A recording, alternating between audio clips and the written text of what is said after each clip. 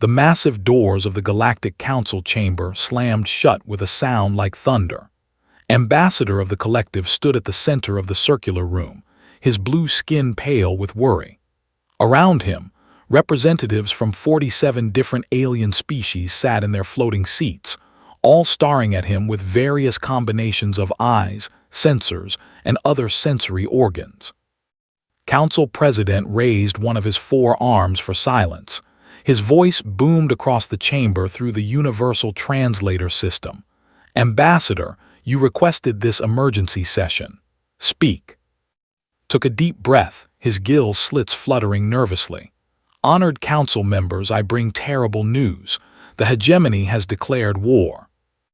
A ripple of concerned murmurs swept through the chamber. They were known throughout the galaxy as brutal conquerors. Their biomechanical ships and warrior culture had crushed 17 star systems in the past century. They showed no mercy and took no prisoners. "Which system have they targeted?"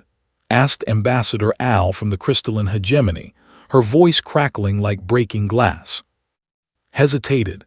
His hands shook as he activated the holographic display in the center of the chamber. A star map appeared, showing a small yellow star on the outer edge of the galaxy.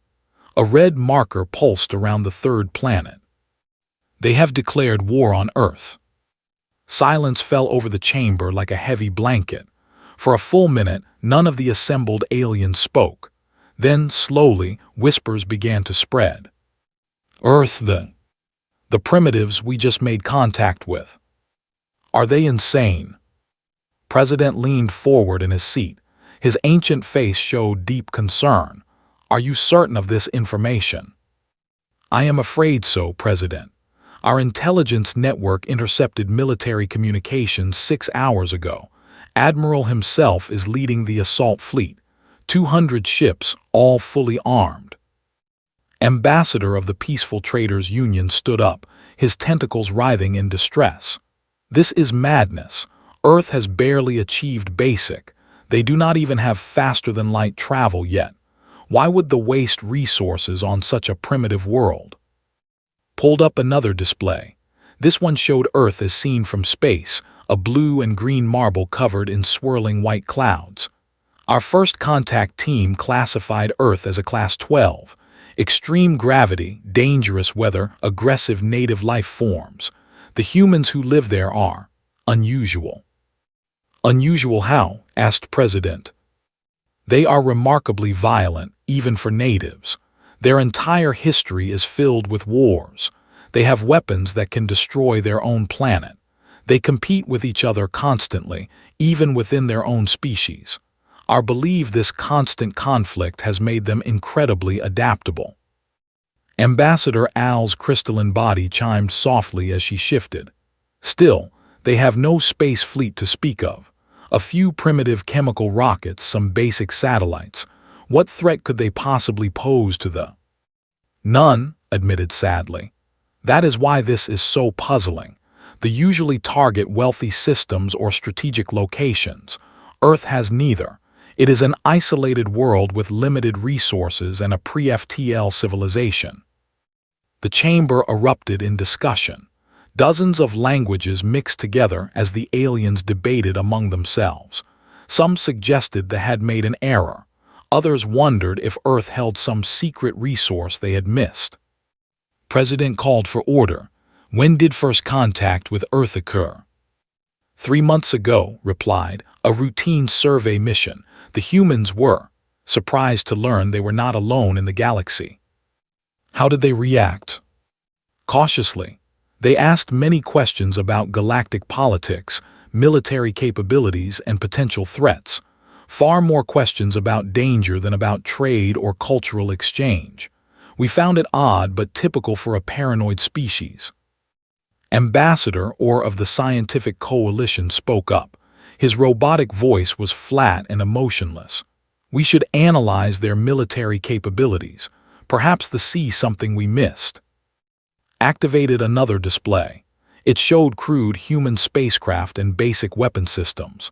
Their technology is centuries behind galactic standard. Their fastest ships use nuclear fusion drives. Their weapons are kinetic projectiles and primitive energy weapons. They have no shields, no quantum drives, no plasma cannons. "Then this will be a slaughter," said quietly. His tentacles drooped with sadness. "An entire species will be wiped out because they decided to test their weapons on helpless primitives." President stood up slowly. His old joints creaked audibly. "How long until the fleet reaches Earth?" "Our long-range sensors show they are already halfway through hyperspace. They will arrive in the Sol system within 18 hours. Can we intervene?" "Not in time. Our nearest fleet is 40 hours away, even at maximum speed." The chamber fell silent again. The assembled aliens stared at the image of Earth floating in the holographic display. Such a small, insignificant world. Such a young species, soon to be nothing but space dust and radioactive debris. Ambassador Al spoke first. "We should at least observe, document what happens for the historical record." "Agreed," said President. "Can your people establish a real-time communication link to the system?" "Yes, President. We have observation drones positioned throughout that sector. We can monitor the battle as it unfolds." "Then we will bear witness," declared the President solemnly. "It is the least we can do for the humans. They deserve to have someone remember their final moments." The session was called to recess, but few of the ambassadors left. They gathered in small groups, discussing the coming tragedy in hushed tones. Some shared stories of other species they had destroyed. Others wondered if there was anything they could have done differently. Remained at the central display, staring at the image of Earth. Such a beautiful world, despite its dangers. The humans had seemed so eager to learn about the galaxy, so curious about other species. Now they would never get the chance to join the galactic community. In 18 hours, the blue-green marble would become another dead world, floating silently through space as a monument to cruelty. The Council would remember Earth as they remembered all the others, as a tragic reminder of what happened to those who could not defend themselves. The countdown had begun, and there was nothing anyone could do to stop it. Admiral stood on the bridge of his flagship, the Bone Render. Around him, his crew prepared for battle with the practiced efficiency of experienced killers. They were tall, muscular beings with gray skin and sharp teeth. Their culture strength and despised weakness. "Admiral," called his navigation officer, "we are approaching the target system." "Excellent," growled, his voice like grinding stone. "How long until we drop out of hyperspace?" 30 minutes, sir." The Admiral walked to the main viewing screen. Soon, he would see another world burn. The humans would learn what happened to species that existed in territory they wanted to claim. Not that they particularly wanted Earth, it was just convenient practice for his new fleet. "Weapon status," he barked. "All plasma cannons charged and ready. Biotorpedoes armed. Shield generators at full power," reported his tactical officer. "Communications." "Standing by to broadcast the surrender ultimatum, sir." Smiled, showing rows of sharp teeth. This would be simple. According to intelligence reports, the humans had no real space fleet. A few primitive rockets and some basic satellites. The entire conquest would take maybe 3 hours. "Sir, dropping out of hyperspace, now." The swirling colors of hyperspace vanished, replaced by the black of normal space dotted with stars. In the distance, a yellow star burned brightly. The Admiral's tactical display quickly identified the system's planets. "There," he pointed at a blue-green world in the third orbital position. "That is our target. Begin scanning for defensive installations." His sensor officer hunched over his console, manipulating controls with practiced speed. After a few minutes, he looked up with confusion on his face. "Admiral, there are objects everywhere." "Explain." "I am detecting thousands of artificial objects throughout this system, satellites around every planet and moon, what appear to be space stations near several gas giants. Mobile platforms in the asteroid belt. Sir, this does not match our intelligence reports. Frowned. The Council's data had described a primitive civilization with minimal space presence. Are they defensive platforms? I cannot tell, sir. Many of them are moving too fast for detailed scans, but the sheer number is unprecedented. The Admiral studied the tactical display. Red dots marked detected objects throughout the Sol system. There were indeed thousands of them, far more than any primitive civilization should possess. Sir, the communications officer sounded startled. We are receiving a transmission. From Earth? No, sir, from multiple locations. The signal is coming from at least 20 different sources throughout the system. This was unexpected. Put it through. The main screen flickered, then showed a human face. The being looked remarkably similar to several other species in the galaxy bipedal, with hair and 2 eyes. But there was something in those eyes that made uncomfortable. A cold intelligence that reminded him of apex predators he had encountered on other worlds. Unknown vessels, the human said in perfect galactic standard. This is Admiral Sarah of the Sol Defense Fleet. Please identify yourselves and state your intentions in our territory. Recovered from his surprise quickly. So the humans had learned the galactic language. That showed some intelligence at least, but it would not save them. I am Admiral of the Hegemony, he replied. By right of superior force, I claim this system for the Hegemony. You have 1 hour to surrender unconditionally, or we will destroy every living thing in this system. The human's expression did not change. If anything, she looked slightly bored. I see. And how many ships did you bring for this invasion? 200 of the finest warships in the galaxy, boasted. 200. Admiral seemed to consider this. We'll have to decline your surrender demand, Admiral. Please prepare to be escorted from our territory. Laughed a harsh sound that echoed through the bridge. Escorted? By what? Your primitive rockets. By the Sol Defense Fleet, of course. The transmission ended, turned to his tactical officer. How many ships can you detect near Earth? The officer worked frantically at his controls. Sir, this is impossible. I am reading over 2,000 mobile contacts. They appear to be military vessels, but they are using technology I do not recognize. 2,000. His confidence wavered for the first time. That cannot be correct. I am running multiple scans, sir. The readings are consistent. Furthermore, many of these vessels are approaching our position at high speed. On the main screen, points of light began to appear as ships emerged from behind asteroids, moons, and what appeared to be disguised space stations. The human vessels looked crude compared to biotechnology, but there were so many of them. Sir, the sensor officer called out, I am detecting massive energy signatures from the inner planets. It appears the humans have weapons platforms built into the planets themselves. What kind of primitive species builds weapons into planets? Muttered the tactical officer. Studied the developing situation. This was not what he had expected.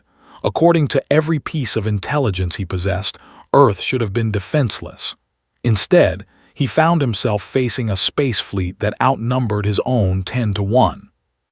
Sir, incoming transmission from multiple human vessels. Put it through. Admiral's face appeared again, but now she was clearly aboard a military vessel.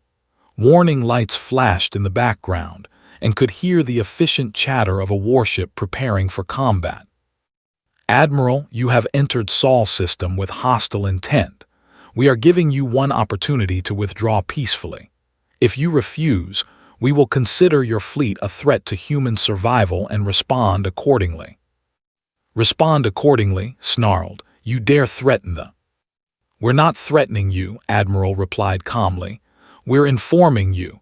There's a difference. You have 10 minutes to begin your withdrawal. The transmission ended again. Around the bridge, officers looked nervous. This was not how their conquests usually began. "Admiral," the tactical officer said quietly, "perhaps we should reconsider. We are heavily outnumbered." "Outnumbered by primitives," roared. "Their technology is centuries behind ours. Numbers mean nothing against superior firepower." But as he watched the tactical display, doubts began to creep into his mind.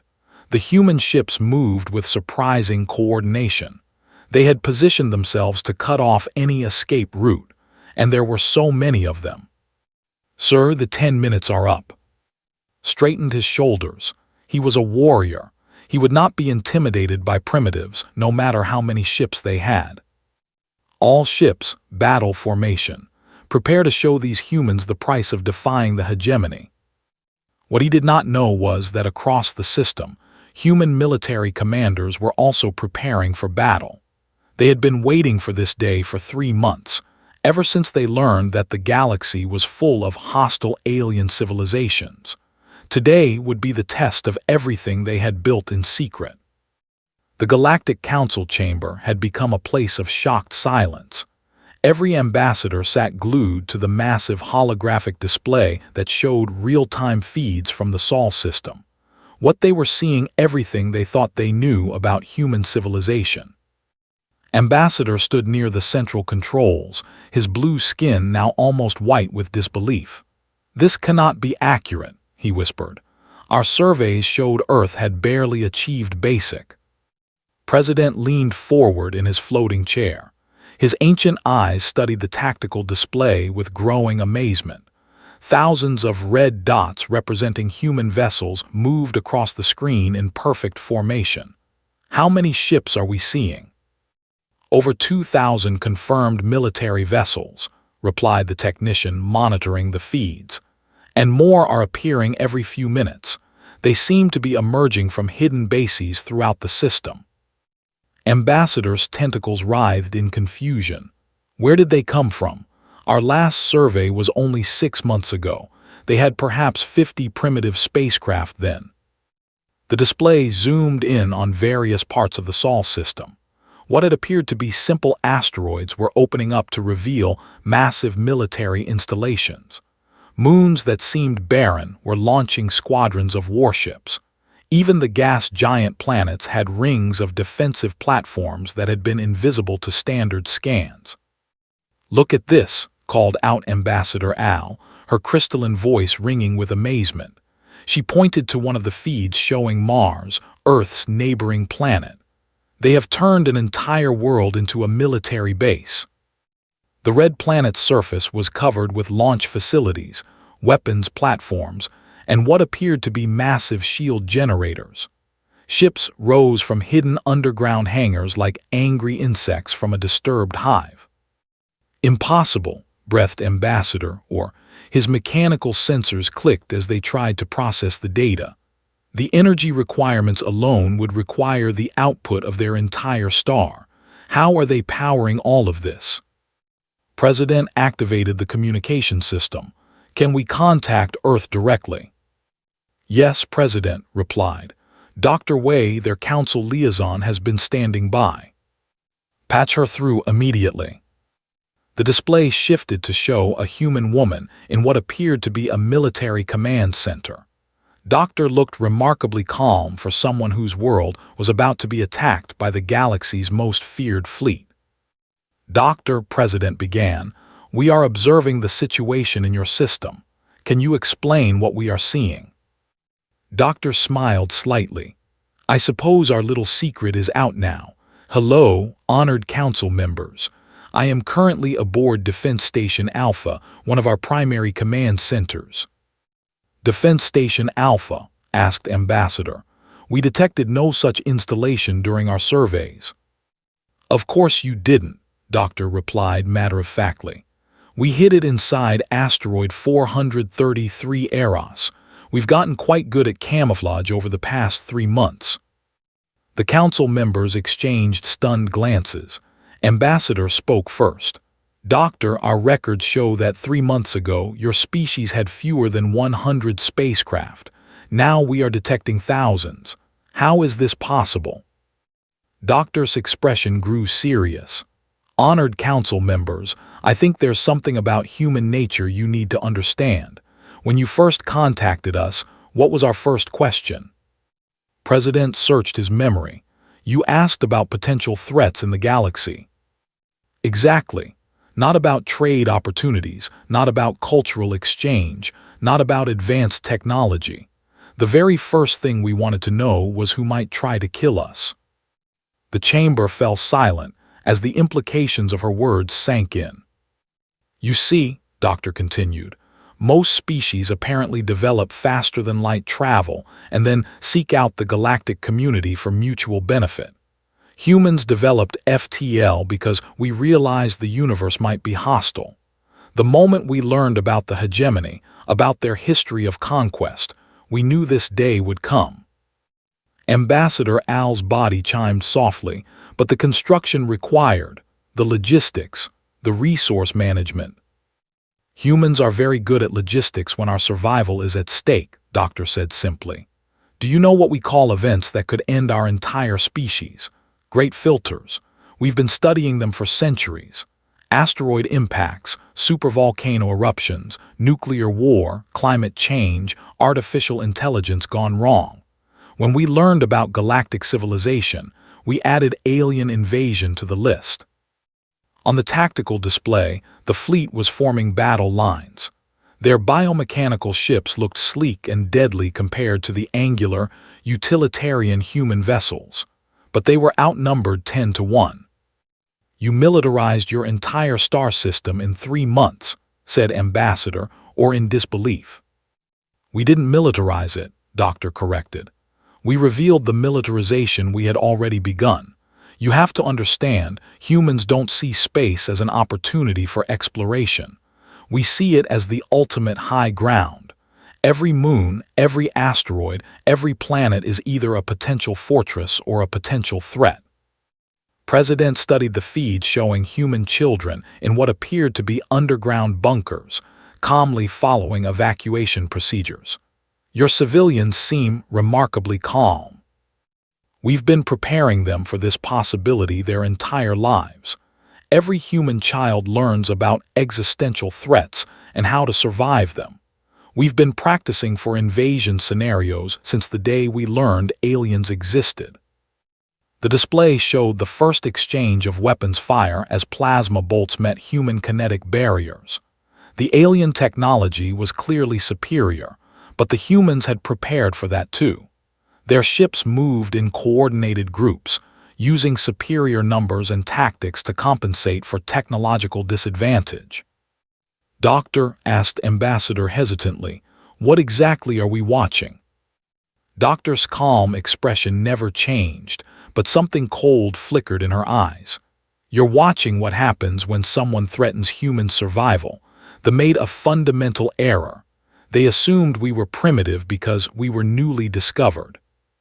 She gestured to the tactical display where human ships were executing complex maneuvers, herding the fleet into predetermined kill zones. What they failed to understand is that humans have been fighting wars for 10,000 years. We've perfected the art of killing each other across every possible environment: land, sea, air, and now space. The only thing that's changed is the scale. More human vessels appeared on the sensors, emerging from what had seemed like empty space. Stealth technology that shouldn't have existed for a pre-FTL species. Every asteroid in this system has been surveyed for military potential, Doctor continued. Every moon has hidden bases. Every planet has been turned into a fortress.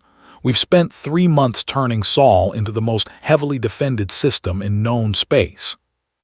The Council watched in growing amazement as the human fleet executed a perfect encirclement maneuver. They found themselves surrounded on all sides, with no clear escape route. Ambassador spoke in a shaking voice. How many people did you mobilize for this construction effort? All of them, Doctor replied simply.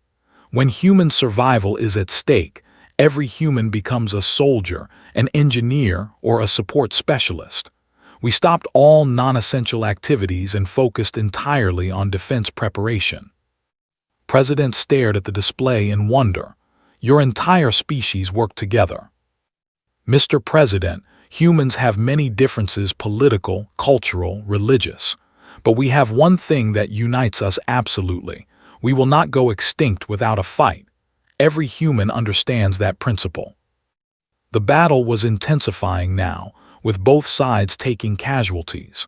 But it was becoming clear that they were in serious trouble. They had expected to fight a few dozen primitive craft, not engage in a major space battle against a prepared enemy. "Doctor," asked President quietly, "what happens if you win this battle?" For the first time, Doctor's expression grew truly cold. "Mr. President, they didn't just attack a planet. They attacked a species that views extinction as the only unacceptable outcome. If we win here, we'll make sure they never threaten anyone else again." The implications of her words sent a chill through the assembled aliens. They were not just watching a battle. They were watching the birth of a new military power that might reshape the entire galaxy. Admiral gripped the command rail of his flagship as explosions rocked the ship around him. This was not how the battle was supposed to go. His superior technology should have made quick work of the primitive human fleet. Instead, he found himself fighting for his life against an enemy that seemed to have no concept of acceptable losses. "Damage report," he roared over the sound of alarms. "Hull breaches on decks 7 and 12, his tactical officer reported. "Shield generators at 60%. We've lost 8 escort vessels." 8 ships lost already, and they had only been fighting for 20 minutes. The humans were using tactics that conventional military wisdom. They sent groups of small ships on suicide runs against larger vessels, trading their lives for strategic advantage without hesitation. "Sir, incoming wave of human fighters. They're on a direct collision course with our port flank." "Destroy them." Plasma bolts lanced out from the Bone Render's weapons arrays, vaporizing dozens of the small human craft. But for every one destroyed, 2 more took its place, and some of them got through. The ship shuddered as human fighters crashed directly into his shields, overloading them with kinetic energy. It was insane. No species fought like this. Wars were supposed to be about tactics and technology, not mindless sacrifice. "Admiral," his communications officer called out, "we're receiving transmissions from the human vessels." "Put it through." Instead of Admiral's calm voice, the bridge speakers filled with something far more disturbing, the voices of individual human pilots as they went into battle. "This is Thunder 7, beginning attack run on enemy cruiser." "Copy that, Thunder 7, for Earth." "For Earth," the pilot replied, and could hear the determination in his voice. Moments later, Thunder 7's fighter slammed into a destroyer's engine section, taking both vessels out of the fight. "They're all like that," whispered the communications officer. "Every transmission we intercept, they're not afraid to die." Studied his tactical display with growing alarm. His fleet of 200 ships was now down to 160. The humans had lost over 400 vessels, but they showed no signs of retreating. If anything, they seemed to be getting more aggressive. "Sir, new contacts appearing on sensors. It looks like reinforcements arriving from the outer system." More red dots appeared on the display. The humans had hidden reserves throughout their system, and they were all converging on the battle zone. Counted the new arrivals with growing dread. "How many?" "At least 300 additional vessels, sir. They appear to be coming from bases on the moons of the gas giants." The admiral made a quick calculation.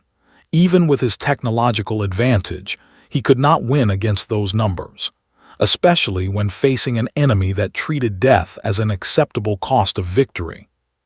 "Sir, priority transmission from Admiral." Admiral's face appeared on the main screen. Her command center showed obvious battle damage, but she looked as calm as ever. "Admiral, I'm offering you one final chance to surrender."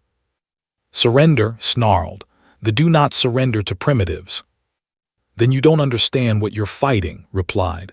Look around you, Admiral. Count your ships. Count ours. Do the math. Looked at his tactical display. The truth was undeniable. He was losing. This is impossible, he muttered. Your technology is inferior. Your ships are crude. How are you winning?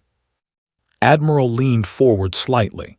Because you're not fighting a military, Admiral. You're fighting a species. Every human in this system has spent the last 3 months preparing for this day. We've run thousands of simulation battles. We've studied your tactics, your ship designs, your battle history.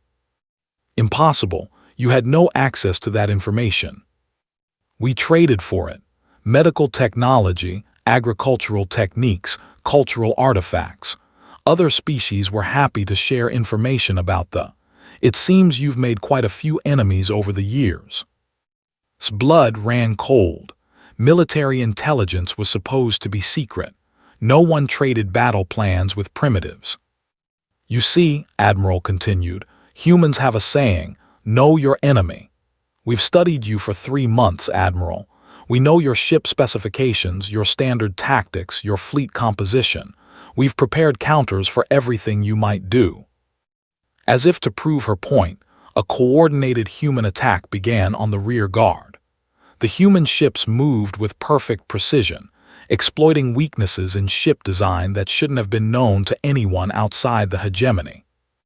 Sir, his tactical officer said urgently, they're targeting our shield generators specifically. They know exactly where our weak points are. This was a nightmare. The primitives had turned his technological advantage into a liability by studying his ship's vulnerabilities. Admiral's voice cut through his thoughts. Let me explain something about human military philosophy. Most species fight wars to gain territory, resources, or political advantage. We fight wars to eliminate existential threats. What does that mean? It means we don't fight to defeat you, Admiral. We fight to make sure you can never threaten us again. On the tactical display, watched his fleet being systematically torn apart.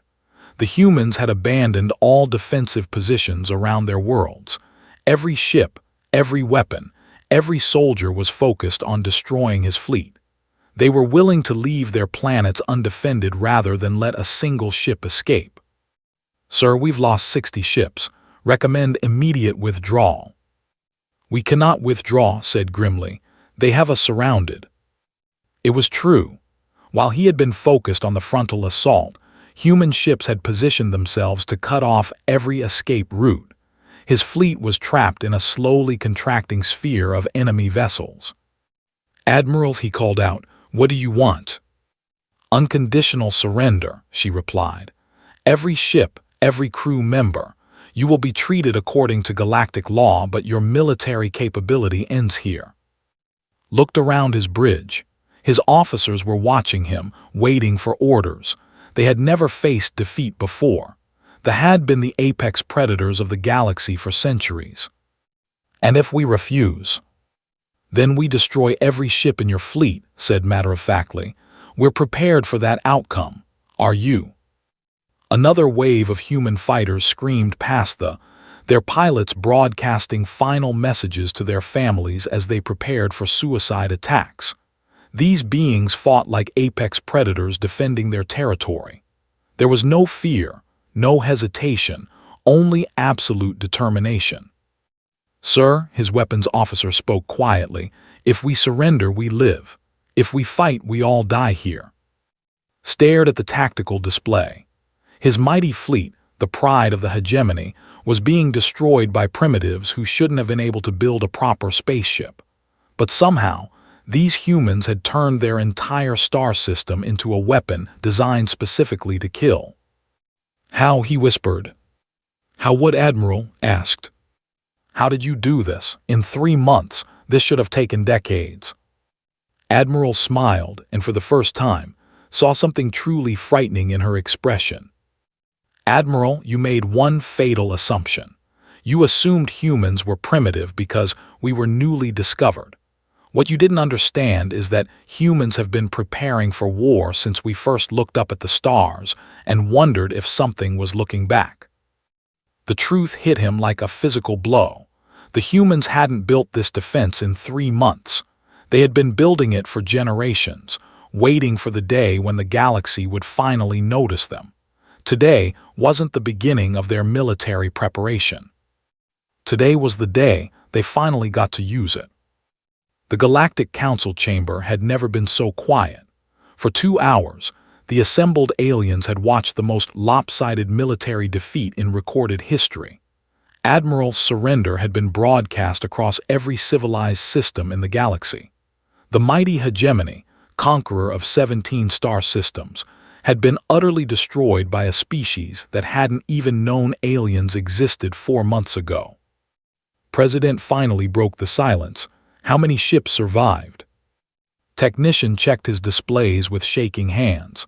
43 vessels surrendered intact. The rest were completely destroyed. Total casualties appear to be over 50,000. And human losses. Approximately 800 ships destroyed, 12,000 personnel killed in action. The mathematics were staggering. The humans had lost more ships but far fewer lives.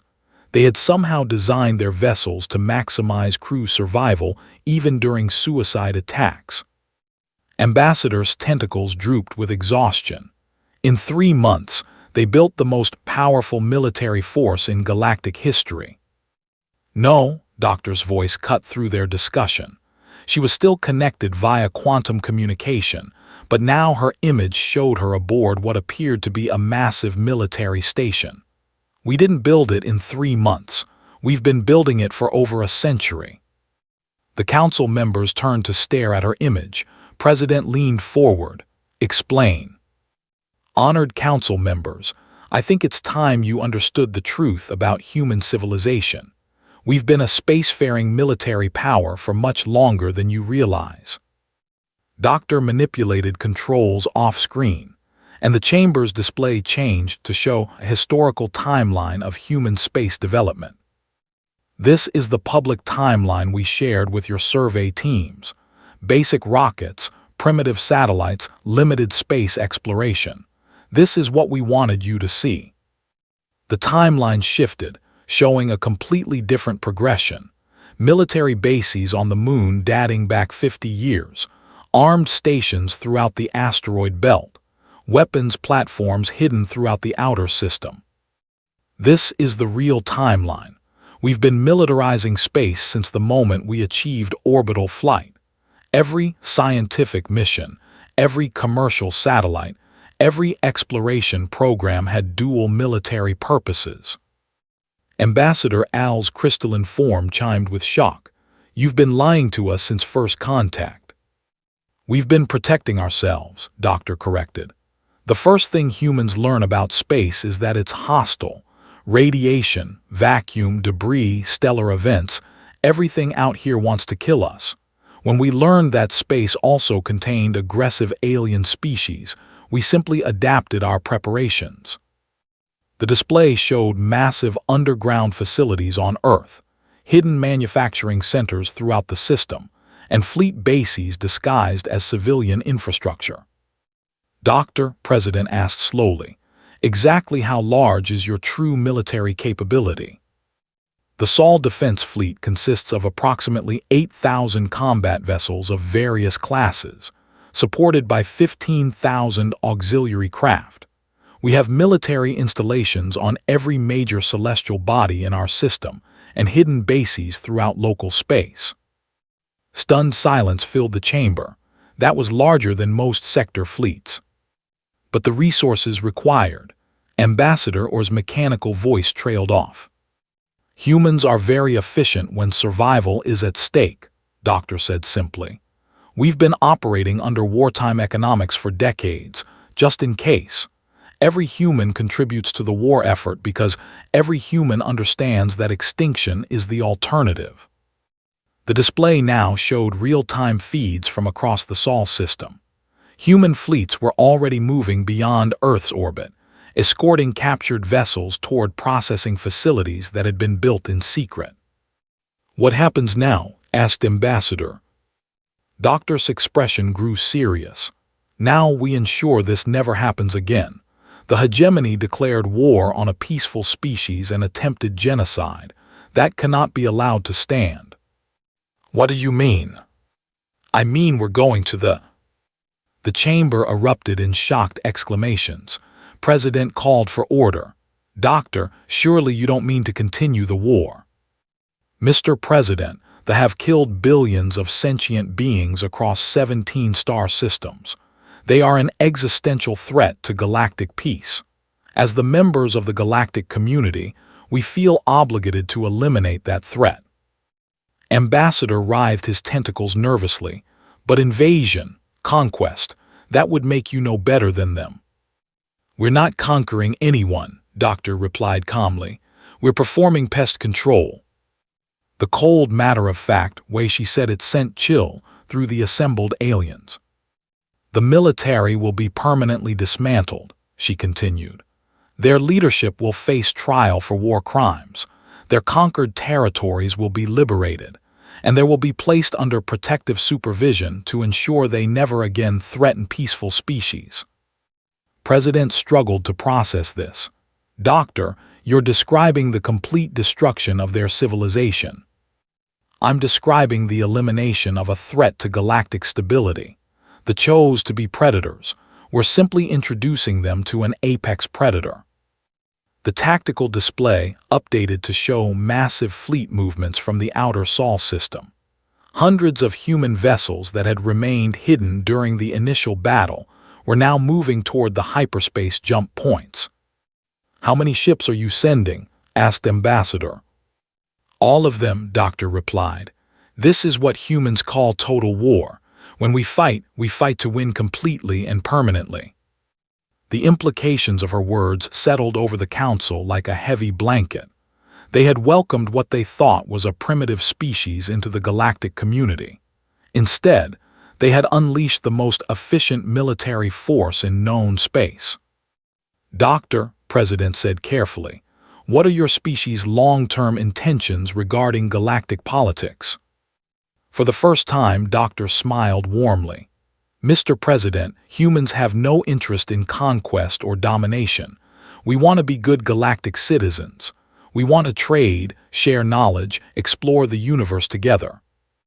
Her expression grew serious again. But we will not tolerate threats to our existence, or threats to our friends and allies. The galaxy is now under human protection, whether it realizes it or not. Ambassador Al spoke hesitantly, and if other species object to this protection, then they're welcome to discuss it with us, Doctor replied. Diplomatically, of course. Humans prefer peaceful solutions whenever possible. She paused, and that cold intelligence flickered in her eyes again. But as today's events demonstrate, we're prepared for other alternatives if necessary. The communication link ended, leaving the council in stunned silence. Through the great windows of the chamber, they could see distant stars, each one potentially harboring species that had no idea their galaxy had just changed forever. President finally spoke, "What have we done?" Ambassador answered quietly. "We found what we thought was a primitive species and introduced them to galactic civilization. Instead, we found an apex predator and gave them a map to every world in known space." "Should we warn other species?" asked Ambassador. "Warn them about what?" President replied wearily. "That the humans are coming. That might sound like a threat." "It might be," whispered Ambassador Al. As if summoned by their conversation, the chamber's communication system activated. Doctor's image appeared again, but now she was clearly aboard a military command vessel preparing for hyperspace jump. "Oh, one more thing, honored council members. We'll be establishing permanent peacekeeping stations throughout the galaxy to ensure something like the situation never happens again. We'll be sending diplomatic teams to coordinate with local governments." She smiled pleasantly. "Think of us as your new galactic security service. We're here to help." The transmission ended, and the council sat in terrified silence. Outside, the stars seemed different now, no longer distant and mysterious, but watched and protected by beings who saw the galaxy not as a community to join, but as territory to defend. The age of human expansion had begun, and there was nothing anyone could do to stop it. After all, who was going to argue with the species that had just destroyed the galaxy's most feared military power in a single afternoon? In the depths of space, human fleets prepared for their first interstellar deployment, carrying with them a simple message that would soon echo across every civilized world. We are humans, we are here to help. Resistance would be inadvisable. The galaxy would never be the same again.